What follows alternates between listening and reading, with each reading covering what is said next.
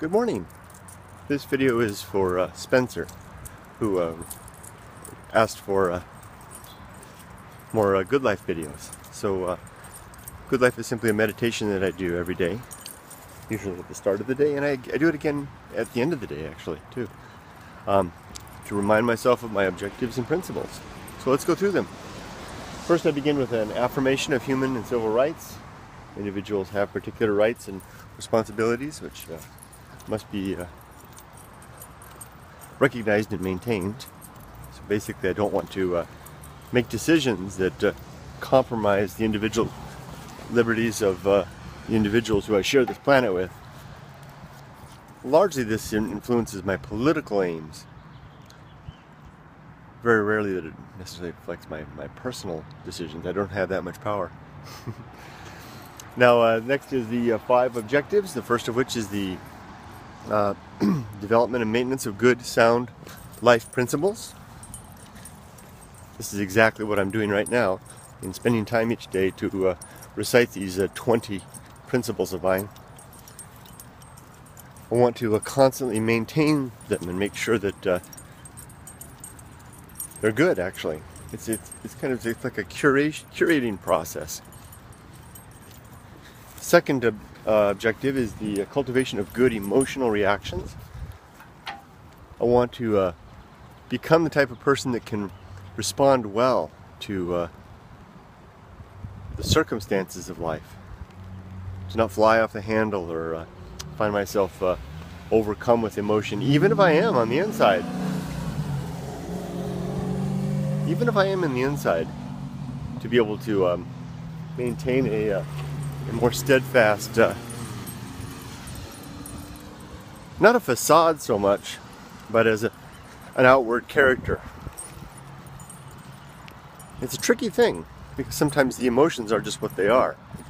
But being able to live a more measured life is important. Next is the objective 3 is the performance of good actions, to simply do good things through the course of the day. And that's as small as picking up a bit of trash, or holding the door, or making sure that I'm making conscientious decisions and virtuous actions. Here comes the wind. 4 is, and this is new stuff here, 4 and 5. I don't think I had those before the last time I made the videos. Objective 4 is a recognition of my true limits. To stake out and observe where the scope of my influence really ends. Because there are things to which I have very little or no influence.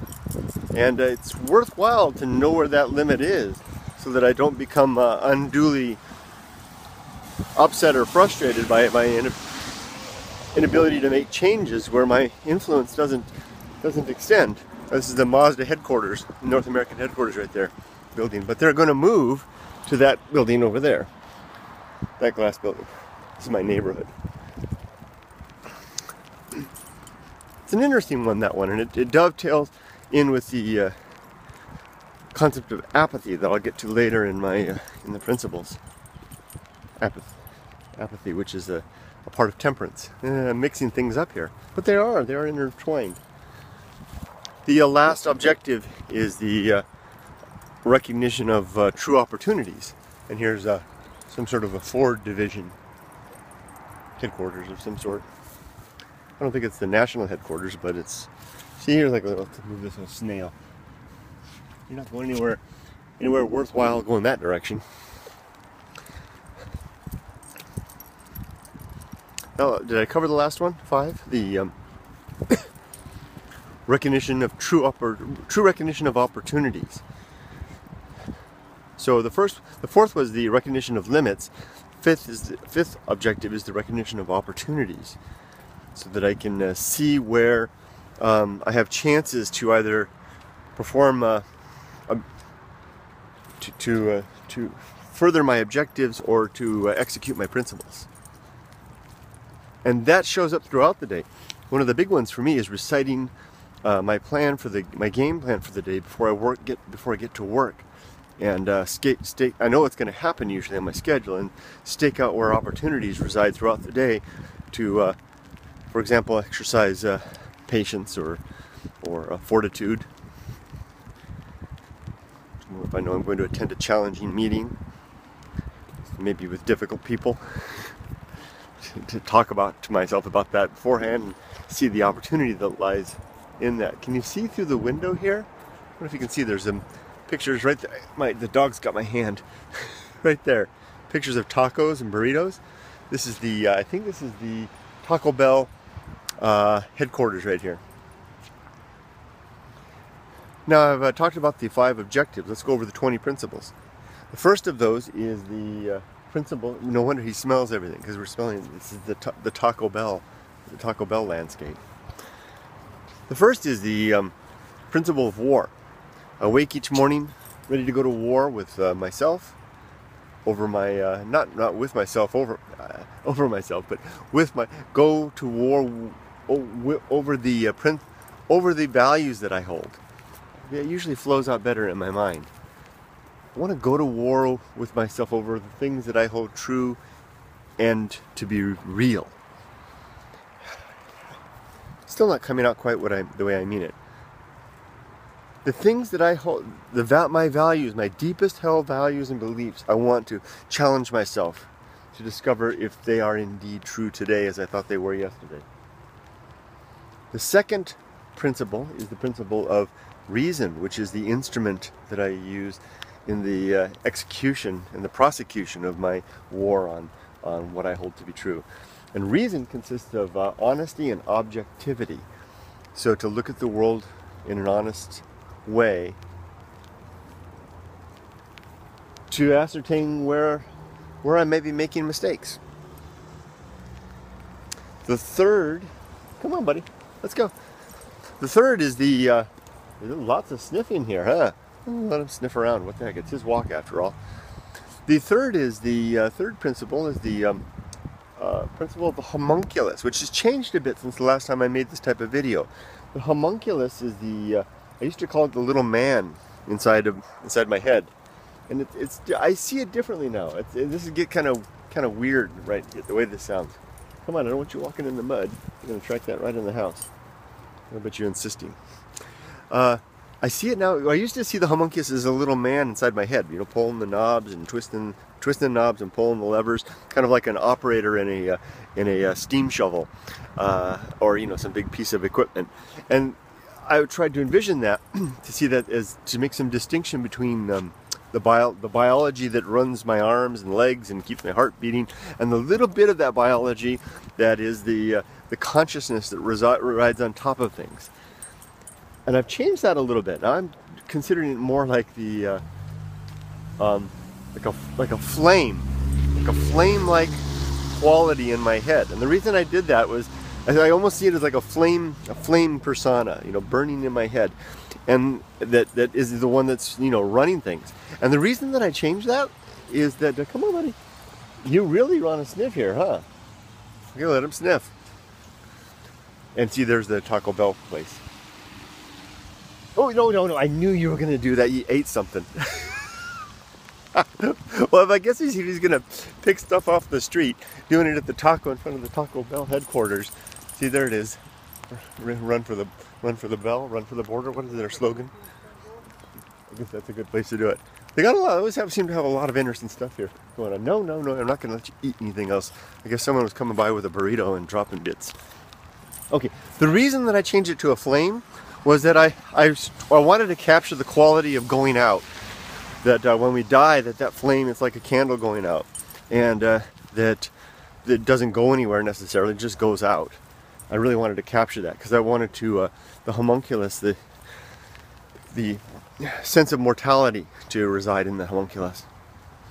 Now the homunculus principle 4 resides to it. Which is the principle 4 is the home of good and evil. The home of good and evil resides with the homunculus. There is no good or evil floating about the landscape. There is none across the face of the desert or over the sea or out in space. Now, good and evil are preferences, biases, and interpretations that reside with the homunculus within our head, and these die when we die. But they carry on in the what we share with others and what we agree with others. So indeed, good and evil then become a subjective force. You are just so sniffy here. He's usually not like this. Something in the rain must have brought out the taco seasoning. Next, principle 5 is the principle of. Now you're going to do it. You're going to take a dump. Let me get my bag out. Principle 5. Let's see if I can do this and talk at the same time. Principle 5 is the principle of purpose, and I see life as having two purposes. The purpose of biology, to pass our genes on to the next generation. That's really the only really important one. And the other principle, well, important in an objective sense. The second principle, and this is important too, and it's very important to me, is that, and this is just my personal preference, if passing our genes into the next generation, basically becoming parents and successfully raising our kids to the point that they can carry on their own without us, and then we die and get out of the way. If that's the objective of life, biologically speaking, then we need something else, right? So it's up to us to decide what that purpose is. So I choose virtue. I choose living a virtuous life. So I attempt to live, to develop my sense of virtue, my opinion of virtue, and to live accordingly. The next principle, principle 6, is the atomic principle. Everything in the universe is made of bits and pieces, flowing and changing and forever transforming. 7 is, and it's useful to keep in mind that atomic principle, because it then reminds us that what we are will, when we die, when the homunculus flame winks out, we will then dissolve away to nothing. No, not to nothing, but our constituent pieces will dissolve away and go back to whatever we were. Here we are, rain in Southern California. It's really starting to come down in earnest. Next is the principle of nature. Everything in the universe has some particular nature, and it's worthwhile to observe what that nature is so that we can live better in accordance with it, and at least recognizing what it is. For example, I like to observe that it's the nature of things like my workplace, so that I work better throughout the day, knowing how people there operate and how the corporate culture is. It's worthwhile to understand the nature of, for example, rain. Whatever it is, it's wet, falls, flows, dries up, all the like. The nature of, let's go this way. Mr. Hootie Honker. Here we go. What's the nature of myself as well? My nature tends to be to walk alone in quiet places and to think and get twisted by the dog. Okay, the next principle is principle of maturity. This is principle 8. Maturity consists of wisdom and fortitude. Wisdom being the collected understanding that we've gained over the course of our life about what works and what doesn't, and the mistakes that we've made and the successes that we've had. Fortitude is our force of will in the living according to our wisdom. Taken together, that becomes maturity. Come on, buddy. You are just so sniffy. Here you go. Here you go. Next is, I'll just let him do his thing.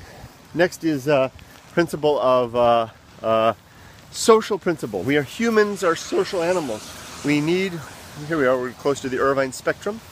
We need one another to survive, and our best ends are social ends. So it's a worthwhile thing to live as social beings. Next, come on, let's go this way. I don't want you to go that way, because that's just all parking structures over there.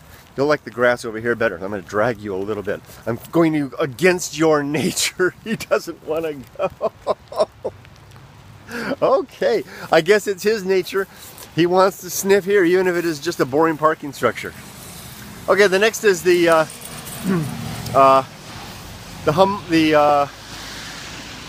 Feast of Offal, which is the 10. It's O-F-F-A-L, I think it's spelled, and that's offal is the waste and byproduct of the butcher's art.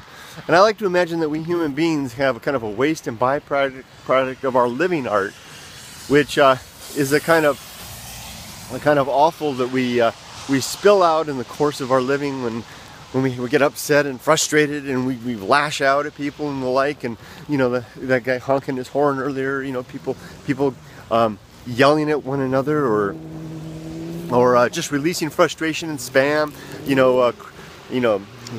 What do you call them? What are they called? Trolls on the internet, things like that. And we can, oh, there you go, you ate it again. That's right. I can't believe you. You are, what is it? The rain has brought out all the smell of the stuff in the grass that he can eat. What did you eat? I'm gonna stop walking you past the Taco Bell. Sorry, I'm dragging you. I'm taking you against your nature, Ollie, because your nature is to eat gross things off of the grass. Come on. That's what I get for not watching him closely. Come on. Okay, so next, now we've finished 10. Now we got 10 more to go. So the next is the temperance, which is probably my favorite. Temperance is the, or that homunculus and temperance are my favorite. Temperance is our ability to control our consumption of everything from food, drink, work, play, socializing, to alone time. Just not consuming any of this in too great a quantity, but moderating our consumption of all things, including our consumption of our emotions, which can really swoop in and take us away at times. And there are three sub-components, three sub-principles of temperance, and those are suffering, simplicity, and apathy. And there we are with apathy, an interesting one indeed. Now, suffering is a natural byproduct, a natural consequence of temperance. All right, so my camera ran out of memory, so I had to wait till I got back to the place, dropped Ollie off, unloaded the memory, and then I'm going to find a little spot here where I can finish this video up. Let's go in here.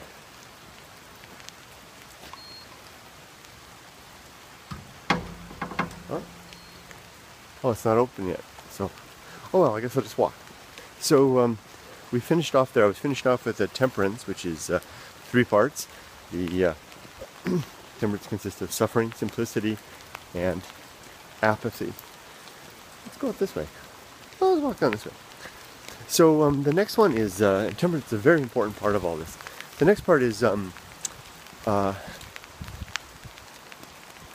the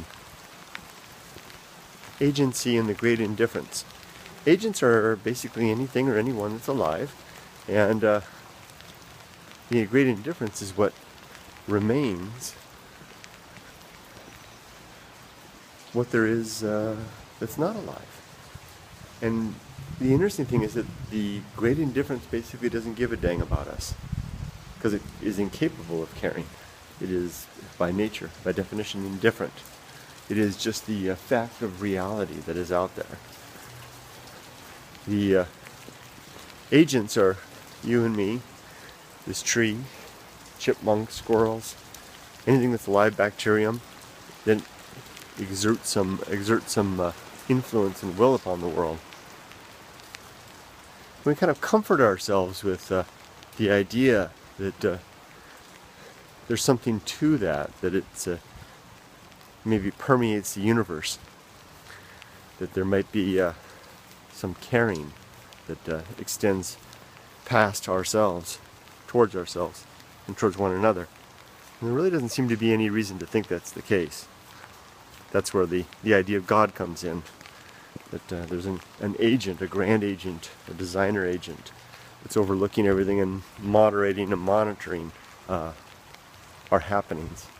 There's no real good reason to believe that's the case. No one's been able to make a good case, to my satisfaction at least, that there is something like that. So what we're left with is ourselves, us, one another, you and me, and the universe of indifference.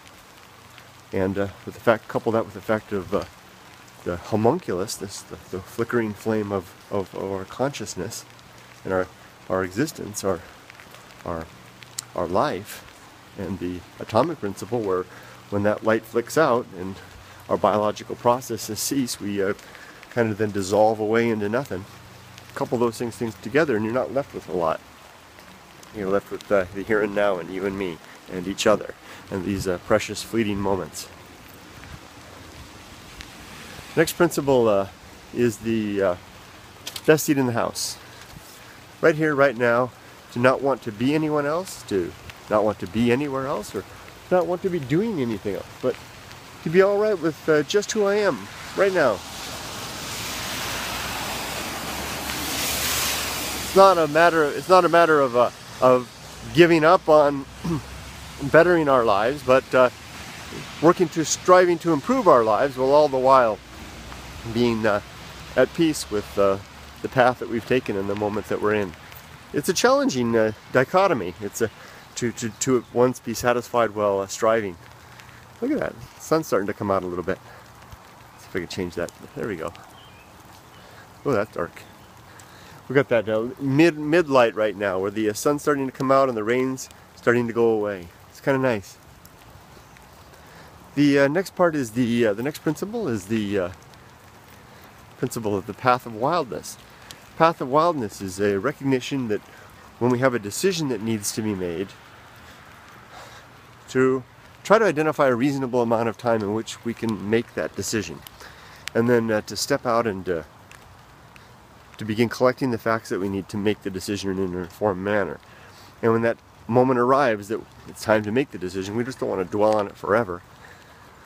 When that moment arrives, first ask ourselves, is this indeed the time that I need to make the decision? And if it isn't, you can allow yourself some more time, reasonable amount of time. If it is the time you need to make the decision, then be prepared to make that decision with the best information that you've gathered, that I've gathered, that we've gathered. And if it's not quite enough, well then allow ourselves to be informed a little bit of our gut instinct. Allow ourselves to be guided by our gut. That's where that I picked this up in Japan when I would wander those mountains and those roads and those trails and not really know where anything went, and just kind of feel my way along and just use my instinct to kind of guide me to the left, to the right, to wherever I needed to go.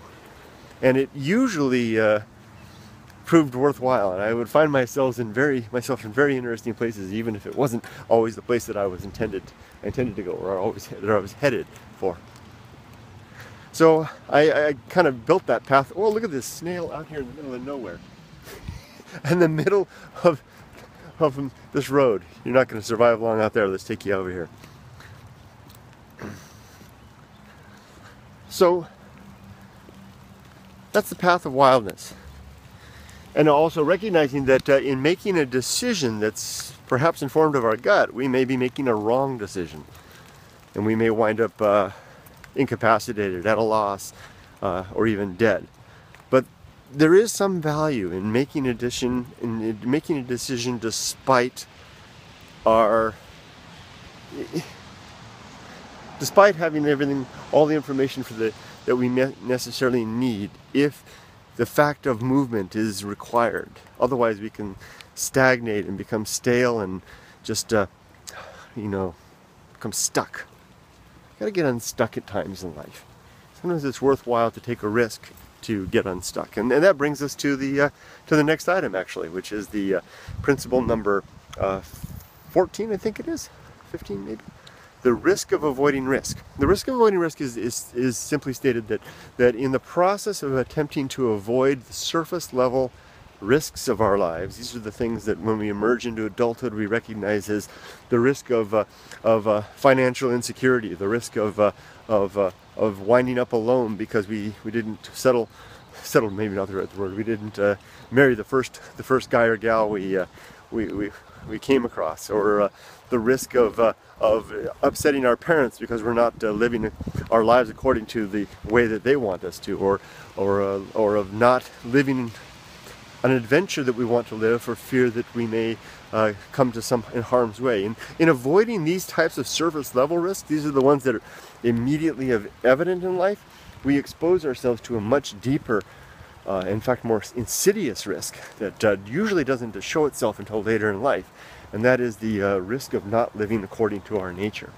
the consequence of not living according to our nature. So you can avoid the former and expose yourself to the latter. And I will offer that the latter, the risk of not living according to your nature, the consequence of that is far more damning. You run out of time. you discover later in life that you really wish you had lived according to your nature. You really wish you had taken those adventures, lived that different life, chosen a separate career. You may find yourself unable to do that later in life, and truly having something to regret. Now, the interesting thing is that if you go for the second one, if you choose to, forego, take on the risk of the first in order to avoid the deeper risk at the behind the scenes, you may wind up indeed having lived a life according to your nature, but finding yourself in a situation where you're not economically sound. You are alone in life later in life. The cautions that your parents warned you about indeed came true, those risks. So you can, it doesn't mean just because you try to avoid that first risk doesn't mean that you're not going to suffer the consequences of them. You may indeed. It's a really rare and unique individual who can live their lives and avoid both. Certainly not me. I'm not one of them. The next principle is the principle of sin and damnation. There are 5 types of sin in my little philosophy here. The first is the sin of falsity, living a false life, living not according to your true nature. 2 is credulity, an over-eagerness or over-willingness to believe, usually because it satisfies some need that we have, some fear. Usually it satisfies it helps us to overcome some fear that we're trying to avoid. 3 is the sin of faith, which is a curious one because usually that's perceived as a virtue, but I believe faith is indeed a sin by virtue of the nature that it is a form of credulity, of an over-willingness to believe. Faith, by definition, means belief in absence of good evidence, and that, by its very nature, is credulity. And again, it gets us to someplace that we want to be through the shortcut of suspending our critical faculties. Next is 4 is the fourth sin is superstition, and the 5th is dogma. Superstition, of course, being the suspension of critical faculties in order to be able to believe something, and we can list off all the qualities that are of superstitious faith. I think you all know what they are. And then a dogma, of course, the believing something because it's attested to be true, or because tradition holds it to be true, or because authority says it's true, but not because it rises to be truth of its own merits. The consequence of all these things, and I've come to a dead end here. Let's go walk over here.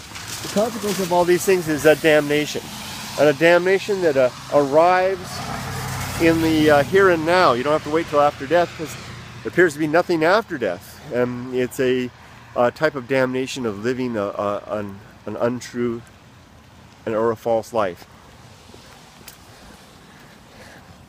The next principle is the principle of a complete oblivion. Whoa! Whoa! This guy almost ran me over.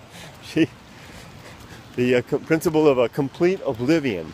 When we die, that there's no final reconciliation, no final reunion, no final reconciliation, and no final justice. When we die, we are gone. And I'm going to run out of time. I had to wrap this up. So we better take care of those things. If you want to have a good relations with people, you better do it now. If you want to reconcile those issues, do it now. If you want to seek justice, seek after it now.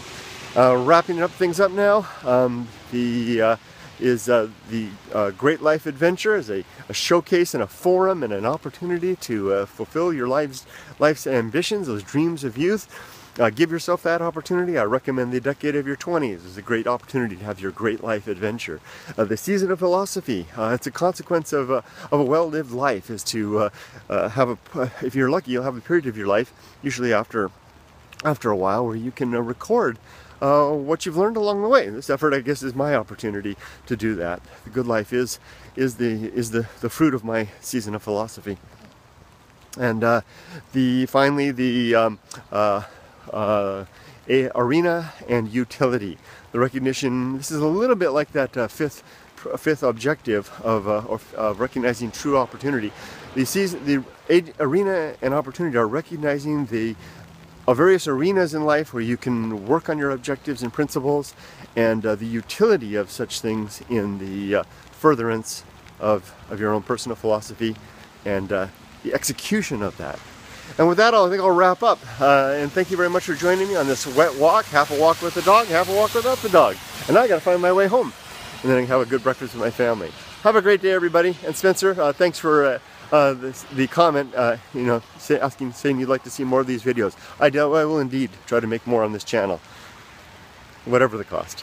Take care, everybody. Bye-bye.